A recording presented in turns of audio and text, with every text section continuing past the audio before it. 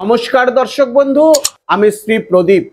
আজকে আমি আলোচনা করব একটি সাবজেক্ট নিয়ে, যেটি হচ্ছে ইচ্ছা পূরণ। আপনি মনে মনে বহু কিছু ইচ্ছা করেন। আপনার ইচ্ছা হয় যে আস্তে আস্তে পয়সা জমিয়ে এবছর ছেলেকে একটি বাইক কিনে দেব।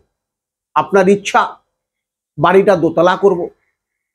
আপনার ইচ্ছা আপনার ছেলে যেন সঠিক সময় চাকরিটা পায়। বহুদিন ইন্টারভিউ দিচ্ছে, বাট ইন্টারভিউতে সফলতা আসছে না, অর্থাৎ ইচ্ছা পূরণ হচ্ছে না।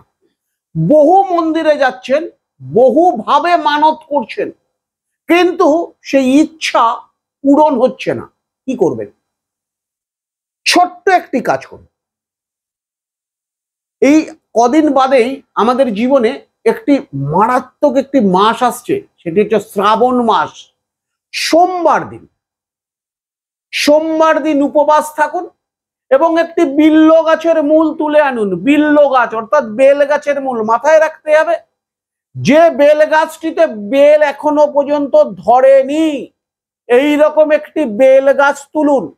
তুলে যার নামে ইচ্ছা করছেন তার কেনা আঙ্গুলের এক কর কেটে ওই বেল গাছটাকে কেটে চন্দনের মতন ঘষে সোমবার দিন ভোলে বাবার মাথার ওপর দিন সেভাবে চন্দন লাগানো হয়, লেপন করুন এবং আরেকটি কর এবং মনে মনে ভোলে বাবাকে অভিষেক করুন, দুধ দিয়ে স্নান করান এবং ওই বিল্লমূলটাই আরেকটি বিল্লমূল আপনি নিজের হাতে সাদা সুতো দিয়ে ধারণ করুন।